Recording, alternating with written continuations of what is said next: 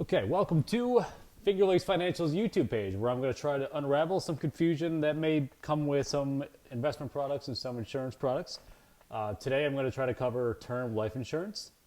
And what I want to cover is what exactly is it? Who is it for? What are some benefits of it? What are some drawbacks of it? And ultimately, should you get it? So let's start with what is it? So term life insurance is you have a covered person and then a beneficiary. So whoever the person that is covered is, if they happen to pass away, somebody gets some money. And that money is typically tax-free, which is never a bad thing. So to me, it's the simplest version. So I'll do a little illustration here of your life expectancy. And for this, I will say you are relatively healthy. And I'll start your age at 0. And since you're so healthy, I'm going to go to 100. So the term you want to think of as you're only covered for a certain term in a period of time. We'll just take an average of 20 years. So if you have a coverage for 20 years, here's your life expectancy, your life cycle. 0 years old, 100 years old. Let's say you get a 20-year term at the age of 30. So I'm going to try my best here. So there's 30. And then here's to 50. Now I understand that, no, that's 500. I understand that my illustration is not always the best, but this is your covered term for 20 years is just these two right here.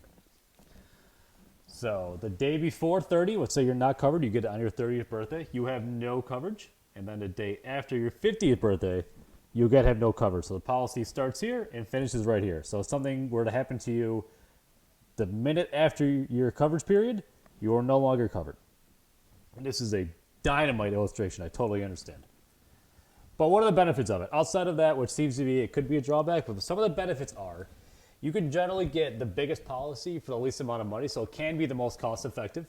So early on, if you're living at a tighter budget, you can generally get a bigger policy, especially if you're starting a family and you want to have some more coverage for yourself or your significant other.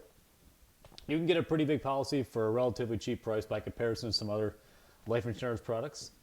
But some drawbacks, that would be kind of what I just mentioned. It's only a certain window that you're covered, and anything outside of that, you have no more coverage.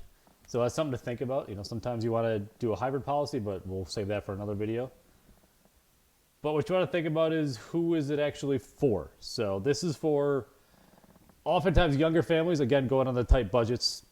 They don't want to, or at least they don't have the budget to put towards a big life insurance policy, so you got to find a more cost-effective way to do it. It could also be good for younger people, because a lot of times you think, I don't want to invest a lot of money towards it, even if you have it, because I'm single, I don't want any kids, I don't plan on having any kids, I want to live a very modest lifestyle. Unfortunately, final expenses are not free. Somebody does need to pay that, and funeral expenses, last I checked, were not cheap, unfortunately. They could also be very good for couples that want to get a policy on their spouse, because oftentimes we have a lifestyle based on two incomes, and employer-sponsored life insurance policy may not be enough to, we'll say, maintain a standard of living beyond whatever that policy covered. So it's also good for that. It's a very cheap, inexpensive way to add it a little bit more. So if something were to happen to your significant other, your quality of life doesn't have to diminish because you built a lifestyle based on two incomes. So I hope that helped a little bit. Always feel free to reach out to us, and I hope you come by and check it out again. Thank you.